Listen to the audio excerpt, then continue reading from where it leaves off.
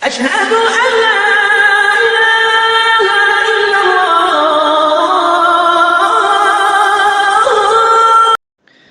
ওয়ালাইকুম আসসালাম রহমতুল্লাহি ওয়া বারাকাতুহু। এক ভাই প্রশ্ন করেছেন, কোকাকোলা, পেপসি, ফান্টা, স্প্রাইট কি হারাম? এ ব্যাপারে বিজ্ঞ আলেমদের কি কোনো ফতোয়া আছে? থাকলে দয়া করে জানাবেন। তো ভাই, আসলে বিজ্ঞ আলেম বলতে আপনি কাদের ফতোয়া নেবেন? পেপসি, কোকাকোলা এইসব তো খুব সাম্প্রতিক সময়ের পণ্য। এগুলোর আমরা খুব আমাদের আগের ওলামাদের কোনো মাসআলা পাবো না, এই ব্যাপারে ইমামদের কোনো আলোচনা পাবো না। তবে আমরা যেটা পাবো সেটা হচ্ছে কোকাকোলা, পেপসি, ফান্টা, স্প্রাইট এগুলোতে কি থাকে সেটা নিয়ে আমরা আলোচনা করতে পারি। যেমন আমি আজকেও একটা অনলাইন ইংলিশ পত্রিকাতে পড়লাম যে ফ্রান্সের একটা সাম্প্রতিক রিসার্চে তারা বের করেছে যে পেপসি, কোকাকোলায় প্রচুর পরিমাণে অ্যালকোহল থাকে। অ্যালকোহলের পরিমাণ এতই বেশি যে এটা স্বাস্থ্যগত কারণে এবং ধর্মগত কারণে, রিলিজিয়াস পারপাস থেকে বলেন, রিলিজিয়াস কারণে হোক বা হেলথের কারণে হোক, কারোর জন্যই এই পরিমাণে অ্যালকোহল নেওয়া ঠিক হবে না। এটা হচ্ছে ফ্রান্সের এক রিসার্চ বলছে। তাইলে এই রিসার্চগুলো যদি এত বেশি পরিমাণ অ্যালকোহলের উপস্থিতি আমাদেরকে জানান দেয়, তাহলে কি করে আমরা এই কোকাকোলা, পেপসি, ফান্টা, স্প্রাইট এগুলো ব্যবহার করতে পারি?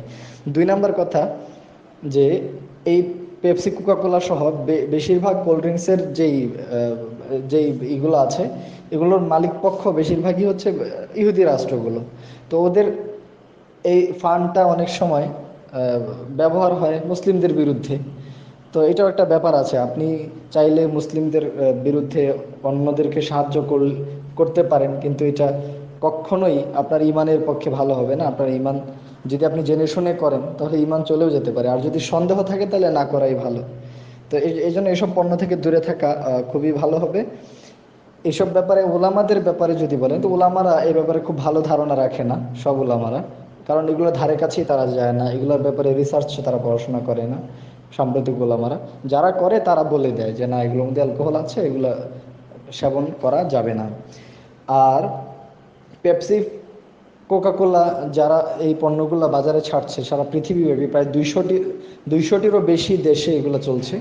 তো তারা মুসলিমদের মধ্যে এই পণ্যগুলো বিক্রি করার জন্য তারা কিছু মুসলিম আলেমদের ফতোয়া তো অবশ্যই নিয়েছে যাতে এটা বিক্রি করা যায়। যেমন প্যারিসের যে মসজিদ আছে, বড় মসজিদ, সেখানকার যারা কমিটি, ওলামা, সেখান থেকে তারা একটা ডকুমেন্ট নিয়েছে, নিয়ে প্রচার করছে যে সারা বিশ্বের মুসলিমরা এই পণ্য কিনতে পারে, খাইতে পারে।